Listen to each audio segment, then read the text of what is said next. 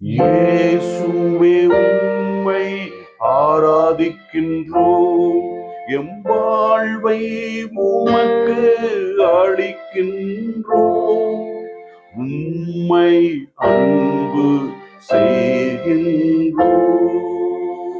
ஆண்டவர் இயேசு நாம் பாவத்தில் வாழும் பொழுது நமக்கு என்ன நடக்கும் என்றும், பாவத்தினால் நாம் இறைவனை இழந்து விடுகிறோம் என்றும், பாவத்திற்கு நம் உடலின் உறுப்புகளை பயன்படுத்தும் பொழுது நாம் பிளவுபடுவோம் என்றும், உள்ளத்திலும் குடும்பத்திலும் நமக்கு அமைதி இருக்காது என்றும், தூய ஆவியின் தூண்டுதலால் நாம் வாழ வேண்டும் என்றும், தூய ஆவியால் நாம் திருமுழுக்கு பெற்று வாழும் பொழுது நாம் அமைதி, மகிழ்ச்சி, சமாதானம் இவைகளை பெற்று ஆண்டவரின் அருளில் வாழ்வோம் என்றும், ஆண்டவருக்கு ஏற்புடையவர்களாக இருப்போம் என்றும் தெல்லம் தெளிவாக விளக்கி கூறுகிறது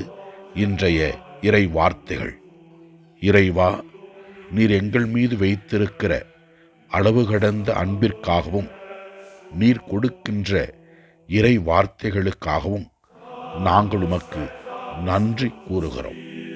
முதல் வாசகத்திலே நாம் இவ்வாறு வாசிக்கின்றோம்: நீங்கள் பாவத்தினின்று விடுதலை பெற்று கடவுளுக்கு அடிமையாகிவிட்டீர்கள் என்று கூறுகிறது. பாவத்தில் நாம் இருக்கும் பொழுது வலு குறைந்தவர்களாக இருப்போம் என்றும், நிலை வாழ்வு நமக்கு கிடைக்க இறைவன் உதவி செய்வார் என்றும், ஆண்டவர் நமக்கு அருட்கொடைகளை கொடுத்திருக்கிறார் என்றும், கிறிஸ்துவோடு நாம் இணைந்து வாழும் பொழுது பாவத்தை வென்று விடுவோம் என்றும் தெல்லம் தெளிவாக விளக்குகிறது முதல் வாசகம். இந்த வார்த்தைகளை உணர்ந்து புதிய வாழ்வை தொடங்கி ஆசீர்வாதத்தில் நிலைத்திருப்போம். ஆண்டவர் நம்மில் இருந்து செயல்படுவார். நற்செய்தி வாசகத்திலே ஆண்டவர் இயேசு கிறிஸ்து உலகத்தில் நிகழ்கின்ற நிகழ்வுகளை தெல்லம் தெளிவாக விளக்கி காட்டுகின்றார்.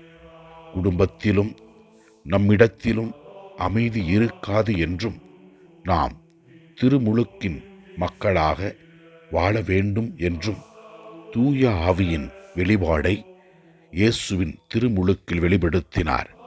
அதேபோல நாமும் தூய ஆவியில் திருமுழுக்கு பெற்று ஆவியின் தூண்டுதலால் நம் வாழ்க்கையின் செயல்களை செய்ய வேண்டும் என்று அழைப்பு விடுக்கின்றார்.